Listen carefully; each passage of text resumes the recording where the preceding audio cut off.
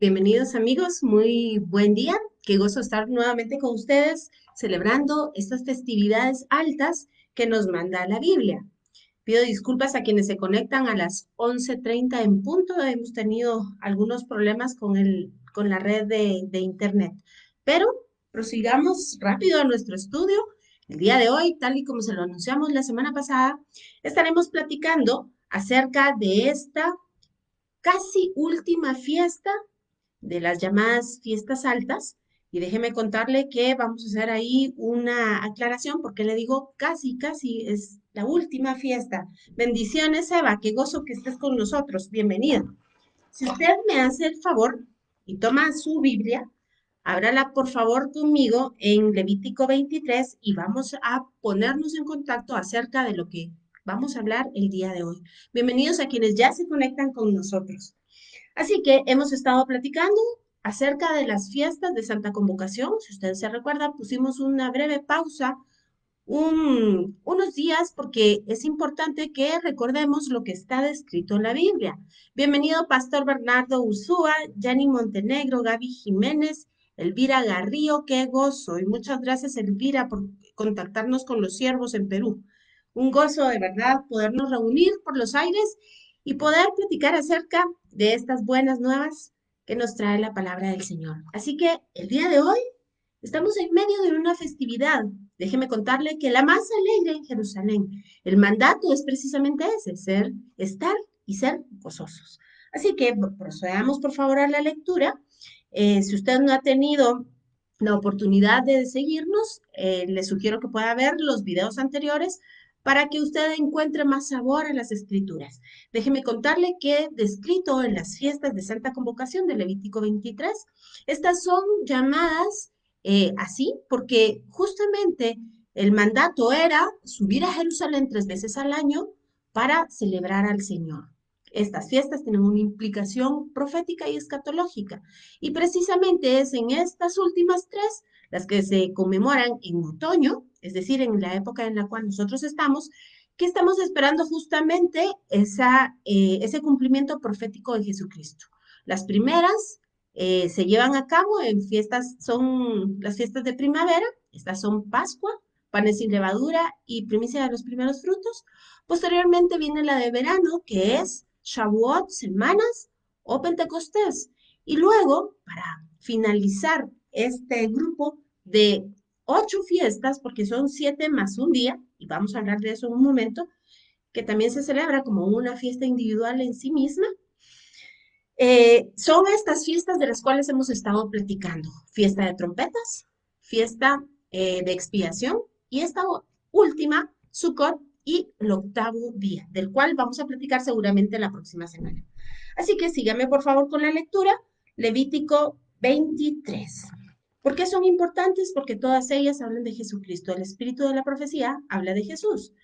La primera, Pesaj, Pascua, nos habla de Jesús en la cruz. La segunda, panes sin levadura, su sepultura. Y la tercera, la resurrección, primicia de los primeros frutos. Luego, semanas, o penta, conta, es decir, cuenta de 50, Pentecostés, y usted sabe, es el advenimiento del Espíritu Santo.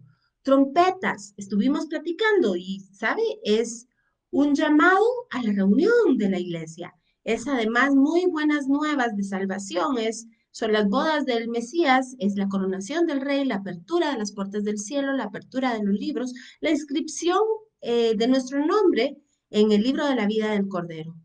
Después, inmediatamente, el día 10, se conmemoró el 10 de Tishri, de acuerdo al calendario hebreo, se conmemoró Día de Expiación, en la cual seremos revestidos con esa nueva naturaleza.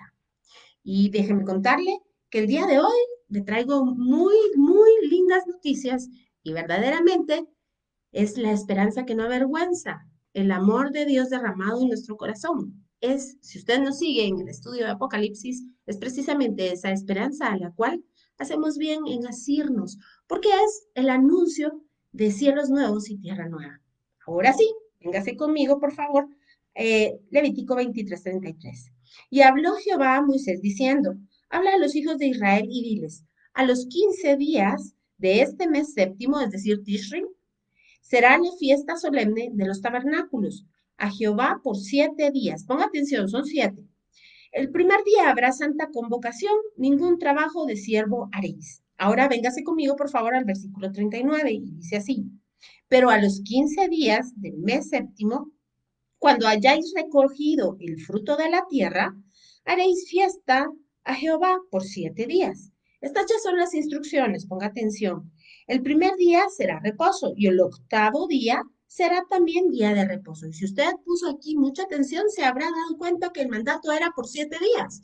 La fiesta de tabernáculos se conmemora por espacio de 7 días, pero aquí en este versículo nos dice, y el octavo día será también día de reposo. Esto quiere decir Shabbatón, un Shabbat alto. Es decir, y ojo porque no se refiere al Shabbat semanal. Este es un Shabbat especial que puede caer en cualquier día de la semana y es por esta razón que se denominan Shabbats altos. Y tomaréis el primer día ramas con frutos de árbol hermoso, ramas de palmeras, ramas de árboles frondosos y sauces de los arroyos, y os regocijaréis delante de Jehová vuestro Dios por 7 días. Vea usted, el mandato es regocijarse. Y le haréis fiesta a Jehová por 7 días. Cada año será estatuto perpetuo por vuestras generaciones. En el mes séptimo la haréis. Y déjeme contarle que cuando la Biblia dice estatuto perpetuo es efectivamente estatuto perpetuo. Hemos entendido en la carta a los Hebreos que hay un tiempo, dice en el capítulo 8, de modificar las cosas, pero esta no quiere decir que queden abolidas, sino solamente sufren una modificación. Y es que vamos a ver que efectivamente durante toda la eternidad se va a conmemorar esta fiesta y usted verá por qué. En tabernáculos habitaréis 7 días, todo natural de Israel habitará en tabernáculos, para que sepan vuestros descendientes que en tabernáculos hice yo habitar a los hijos de Israel, cuando los saqué de la tierra de Egipto, yo Jehová vuestro Dios. Así habló Moisés a los hijos de Israel sobre las fiestas solemnes de Jehová. Esto es importante porque vea usted que no son las fiestas solemnes del pueblo de Israel, son las fiestas solemnes de Dios Todopoderoso. Porque, si usted nos ha seguido, recuérdese que la palabra que las determina es Moed, en plural Moadim. Esto quiere decir citas con el Señor. Así que cada una de estas 7 y 8 fiestas son precisamente citas con Dios. Son esas citas proféticas y escatológicas que por supuesto nos hablan del Mesías. Déjeme contarle que esta es la fiesta de más gozo en Israel. Incluso se celebra hasta el día de hoy y es motivo de muchísima alegría, de libaciones, de comida, de música, de cantos, de bailes. Y por supuesto, el pueblo de Israel todavía sale a las calles a hacer sus sucas. Y es importante explicar qué es una suca. Una suca es una edificación que es perecedera, hecha de maderas y de ramas, tal y como usted lo escuchó en la lectura. No vamos a entrar el día de hoy a hablar acerca de lo que simboliza el mirto, de lo que simboliza el etrog y el ulam, que son los materiales con los cuales se hace esto, es decir, el sauce, una especie como de citrón, es como un limón grande, y además ramas de palmera de, eh, ay Dios mío, se me fue, bueno, de dátiles. Si usted me sigue en Facebook, hay ahí un artículo, una gotita de miel acerca de los dátiles y es importante porque hacen una relación perfecta con todo lo que hemos platicado. Pero el día de hoy le quiero contar más bien a manera de historia lo que relata el Talmud. Acuérdese usted que el Talmud es el comentario que en donde están escritos y descritos todos aquellos acontecimientos importantes en Israel y explican además las escrituras. Así que vea usted cómo absolutamente todo habla de nuestro Mesías Jesucristo. Y me voy a dar un poco de prisa por cuestión de la hora, pero déjeme contarle que esta es una fiesta de los números 7. Todo es en términos de 7 y de 70, como hemos visto en nuestros estudios, hay una correlación en la numerología hebrea y sobre todo en la bíblica, de menos a más. Así que 7 equivale a 70 y esto equivale a perfección. 70 sacrificios y esto por las naciones de la tierra, recordando el texto de Génesis 10, en donde se describen la totalidad de las naciones de la tierra como 70 naciones. Y déjeme contarle que el Señor no hace acepción de persona. Así que, tanto para gentil como para griego, para judío, dice Pablo, está la gracia de nuestro Señor Jesucristo. Así que yo lo invito a que viajemos en el tiempo y nos vayamos 2000 años atrás. ¿Cómo se celebraba Jerusalén en estos tiempos de que nuestro Mesías estaba sobre la tierra? ¿Cómo se celebraba Sukkot? Y si Jesús verdaderamente celebraba estas festividades. Dice que en el Talmud de Jerusalén se reconoce que en esto, es decir, en estas festividades, se encuentra el secreto verdadero del festival de libación del agua. El gran gozo estaba en el recibimiento de la inspiración profética. Vea qué cosa tan hermosa. Y es que efectivamente, absolutamente todo lo que tiene que ver con la ley, con el Antiguo Testamento, como nosotros lo conocemos, habla de Jesucristo. Esto lo dice él mismo en Lucas 24. Así que todo lo que se hacía, la libación del agua, la libación del vino, vamos a ver, hay unos datos hermosos, apuntan a Jesucristo. El testimonio de Jesucristo es el espíritu de la profecía, dice Apocalipsis 10. Y vea usted que esta era una conmemoración en la cual todo el pueblo de Israel se preparaba con mucho gozo, tiene una relación directa con la cosecha de las frutas. Y vea usted que el texto bíblico dice que ellos debían de hacer la recolección de todas las frutas y luego entrar en la celebración. La narración talmúdica también describe cómo los sabios van por las calles de Jerusalén saltando con antorchas en sus manos como parte de esta celebración. El sonido de música y de los shofares alegran las calles de Jerusalén. Están a las faldas del monte Moriah. Pero ¿sabe lo que dice el libro de Hebreos? Que no nos hemos acercado ya más a Sinaí, sino nos hemos acercado a la Jerusalén celestial. Nos hemos acercado a ese Dios poderoso, a la congregación de los primogénitos. Estamos hablando del monte de Sión, la ciudad del Dios vivo, a la Jerusalén celestial, a la compañía de millares de ángeles, a la congregación de los primogénitos que están inscritos en los cielos, a Dios, el juez de todos, y a los espíritus de los justos hechos perfectos, a Jesús, el mediador de un nuevo pacto, y la sangre rociada que habla mejor que la de Abel. Esto es Hebreos 12 del 18 al 24.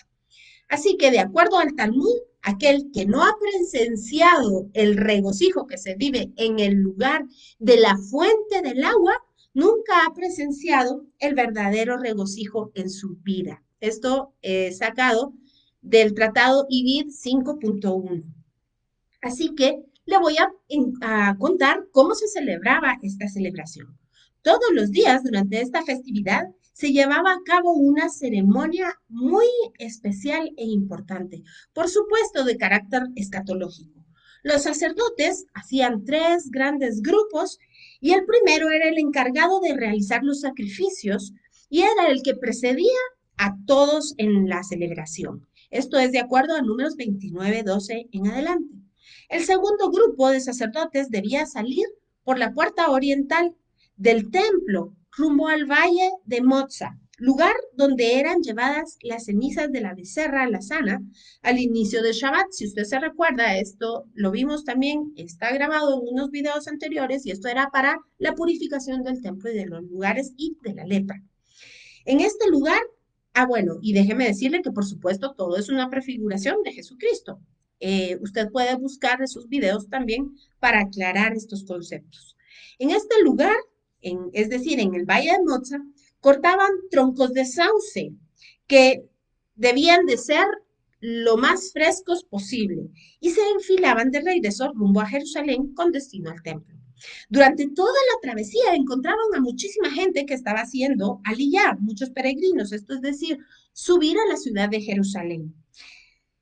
El motivo era la fiesta y déjeme contarle que esto está descrito en Deuteronomio 16:16 y había un juego, y es que mientras cantaban y tocaban música, Todos caminaban al mismo tiempo, dando un paso primero con el pie izquierdo y luego con el pie derecho. Y esto tiene un significado, por supuesto, también, de acuerdo a las escrituras, caminar conforme a la voluntad del Señor. Si usted nos siguió cuando platicamos precisamente acerca del trono de Dios en el estudio de Apocalipsis, se recordará que constantemente se hablaba que el asentamiento del pueblo de Israel caminaba justamente de acuerdo a la voluntad de Dios. Y déjeme contarle que el tercer grupo de sacerdotes eran aquellos que, guiados por el sumo sacerdote o Coel Gadol, salían a la puerta conocida como la puerta del agua. Ve usted que constantemente se habla del agua. Se dirigían al estanque de Shiloh o Siloé. Esto es a recoger el Hayim Mayim, es decir, las aguas vivas. Esto usted lo encuentra también descrito en Juan 9:7 y versículo 11, la verdadera fuente de agua viva. Y sacaban entonces un jarro de oro en las aguas vivas. Y mientras un ayudante sostenía las jarras había una jarra, para explicarme mejor, una jarra de oro y sacaban el agua. Y había otra en la cual de plata sacaban el vino. Cualquiera que deseaba presenciar estas fiestas y subir al templo, primero debía hacer un mikvah, esto quiere decir un bautizo, sumergirse en el estanque de Shiloh. Y ya luego de haber sido lavado por las aguas vivas, entonces podían subir al templo de Jerusalén. Todos, absolutamente todos, debían de vestirse de blanco. Y esto tiene su cumplimiento profético en Apocalipsis 7:9. Y perdone que vaya tan rápido, pero apenas tenemos 30 minutitos para hablar de todas estas maravillas. Así que yo le sugeriría, por favor, que usted tome su Biblia y confirme todas las citas que le estoy dando. Luego, los tres grupos debían de ponerse de acuerdo y enfilarse todos a la ciudad y al templo respectivamente. Así que el viento se escuchaba a través del movimiento de las hojas de los sauces que traían cargados los sacerdotes. Esto era algo muy significativo. Déjeme recordarle que la palabra viento en hebreo es ruach, así como el aliento mismo de Dios. Así que esta palabra se utiliza también para el Ruach HaKodesh, es decir, el Espíritu Santo. Y por supuesto era una prefiguración de él. Cuando cada grupo llegaba a su respectiva puerta, oiga bien esto, se hacían sonar el shofarín y un flautista tocaba una flauta que era significativa y se utilizaba solamente para esta fiesta. Esta flauta, por supuesto, era sombra de nuestro Mesías y nos recuerda que así como esa flauta fue agujereada para que por medio de ella pasara el soplo y así emitir un sonido de mucho gozo, efectivamente nuestro Mesías permitió que su cuerpo fuese traspasado para que a través de sus llagas y de su carne raída nosotros encontrásemos salvación y gozo eterno. ¿Sabe usted cómo se llamaba el flautista? Precisamente se llamaba el traspasado. Así que el Salmo 22:16 se encontraba aquí en Jesucristo, precisamente el cumplimiento de esta profecía. Horadaron mis manos y mis pies. Él fue traspasado. Y Zacarías 12:10 dice, y derramaré sobre la casa de David y los moradores de Jerusalén espíritu de gracia y misericordia. Entonces me verán a mí, a quien traspasaron, y llorarán por causa de él como quien llora por su unigénito. Llorarán a causa de él y como quien llora por unigénito. También otra escritura dice, mirarán al que traspasaron. Juan 19:37. Cuando el traspasado, es decir, el flautista, guiaba a toda la procesión, ponga atención y mire los elementos que iban a entrar al templo. Llamaba al agua y llamaba al viento para que entrasen al templo. ¿Ve? Figura de Jesucristo. Los sacerdotes que venían desde la moza con los sauces entraban y el grupo de sacerdotes que llevaban esta representación de los árboles y el sonido del viento entraban luego los que llevaban el agua y los que llevaban el vino, para que se cumpliese esa escritura en Primera de Juan 5:6, 12 y dice, Y tres son los testigos, el espíritu, el agua y la sangre, y los tres concuerdan. Si recibimos el testimonio de los hombres, cuánto más el testimonio de Dios, que es mayor. Y este es el testimonio de Dios, que ha dado testimonio acerca de su Hijo. Todo el que cree en el Hijo de Dios tiene testimonio en sí mismo, y todo el que no cree a Dios lo hace a él mentiroso, puesto que no cree el testimonio que Dios ha dado respecto a su Hijo. Y este es el testimonio que Dios nos dio vida eterna, y esta vida está en su Hijo. Todo el que tiene al Hijo también tiene la vida, y todo el que no tiene al Hijo no tiene vida. Primera de Juan 5, 6, 12. Así que, vea usted, en la Mishnah, en el Tratado de Sukkot 5.1, se narra acerca, o es el comentario acerca de Isaías 12.3, y dice, con gozo sacaremos el agua del pozo de salvación. Y es que déjeme contarle que precisamente Jesucristo, en el libro de Juan, acompáñeme por favor al Evangelio de Juan, en el capítulo, vamos a ver, en el capítulo 7, vamos a encontrar un tesoro hermoso. Aquí está. Véngase conmigo al versículo 2, por favor, y dice así. Estaba cerca la fiesta de los judíos, la de los tabernáculos, y ahí estaba precisamente Jesucristo en el templo. Y véngase conmigo al versículo 37, y dice, en el último y gran día de la fiesta, Jesús se puso en pie y alzó la voz diciendo, si alguno tiene sed, venga a mí y beba. El que cree en mí, como dice la Escritura, de su interior correrán ríos de agua viva. Esto dijo el Espíritu que habían de recibir los que creyesen en él, pues aún no había venido el Espíritu Santo porque Jesús no había sido aún glorificado. Y usted, si quiere ir a alguna referencia cruzada, y yo el día de hoy no voy por cuestión de tiempo, por favor, diríjase a Isaías 55.1 e Isaías 12. Así que vea usted, esto era importantísimo, la libación del agua. Era eso, precisamente, sombra del Espíritu Santo, sombra de nuestra próxima redención, cuerpo nuevo, un tiempo glorioso con el Mesías, el reino celestial, el milenio con él, su gobierno. Además, recuérdese usted que todo el Antiguo Testamento nos hablaba y nos prefiguraba de nuestro Mesías. Así en Génesis 29, del 1 al 3, precisamente nos narra aquella historia hermosa de Jacob. Y sabe, destapando precisamente, quitando la roca para que pudiesen abrevar a las ovejitas. Vea usted qué figura más maravillosa. Igualmente, el relato de Moisés en el pozo, esto es Éxodo 2, del 15 al 21. Por supuesto, déjeme contarle que hay otra figura muy importante y en estos 10 minutitos que me quedan, espero poder hablarle de ella. Era precisamente en este tiempo que Israel debía de estar sumamente iluminada, a tal punto que se construía un candelabro en medio del templo que medía muchísimos pies de altura.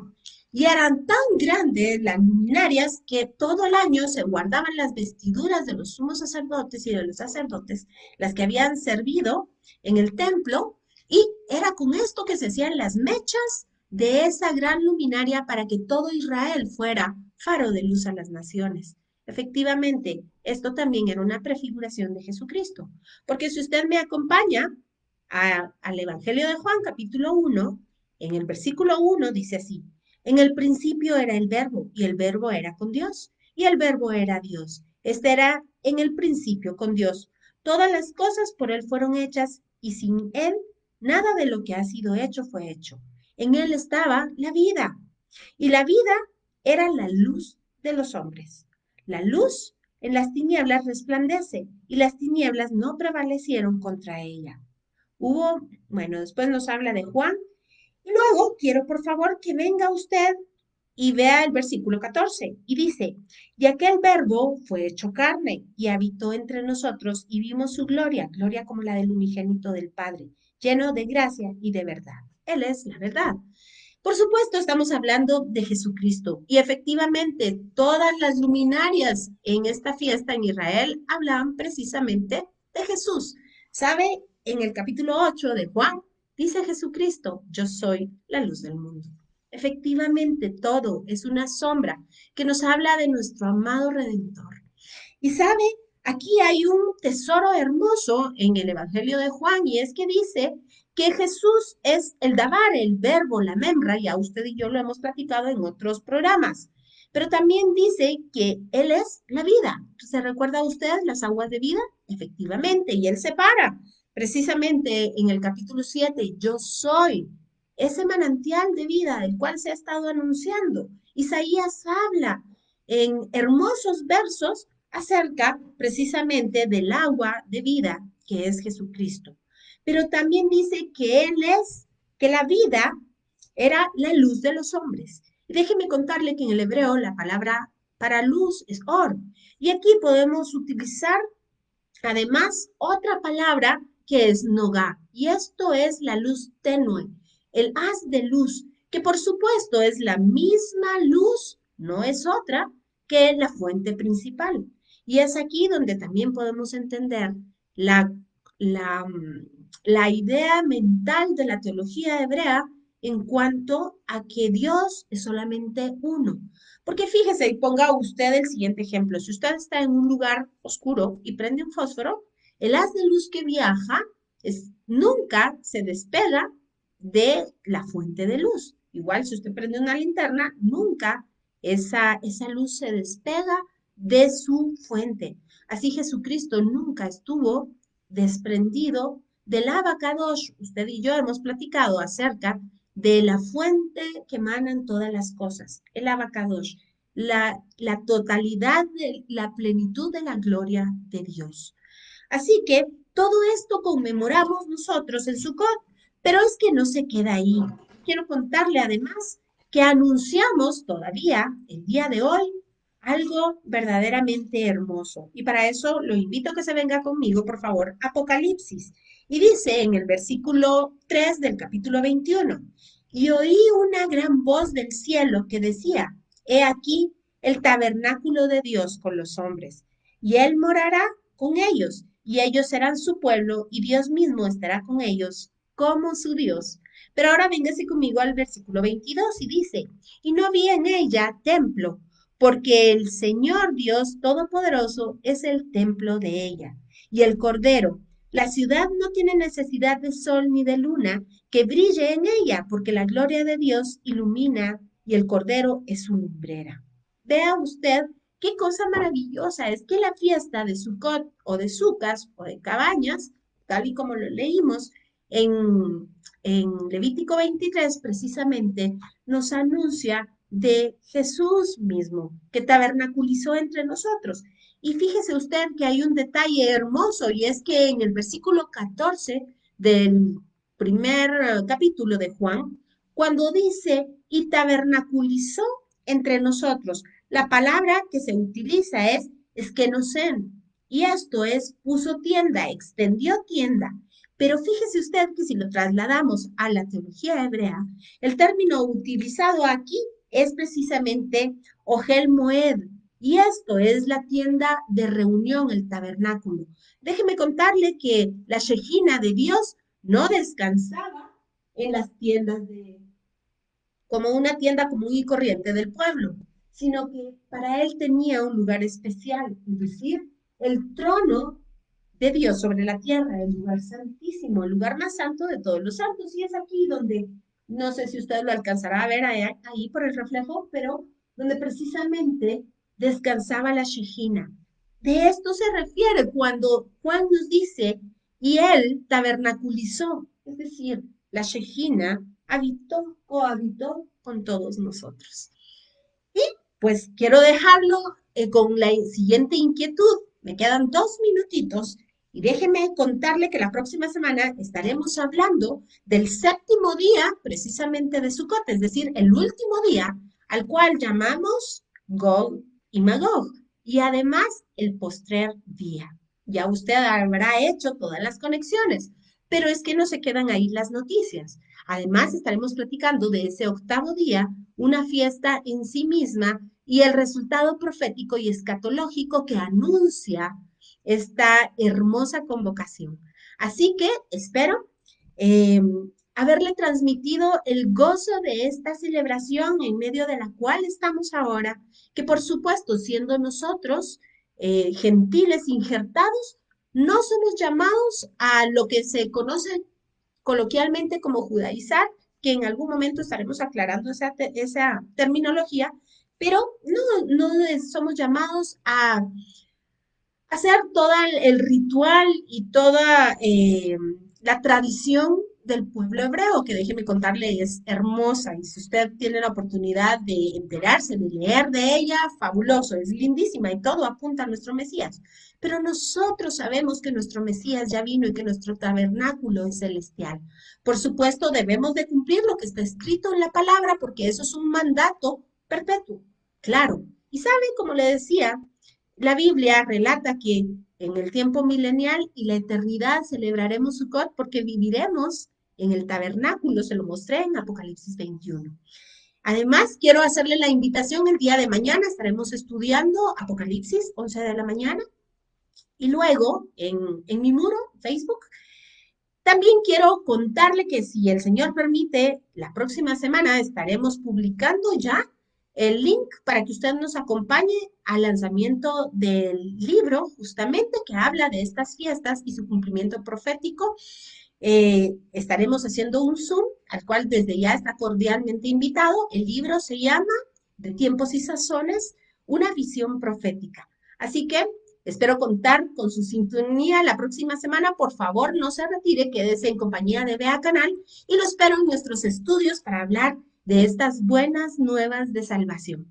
Reciba un abrazo fuerte, muchas bendiciones. Nos vemos con el favor del Señor la próxima semana.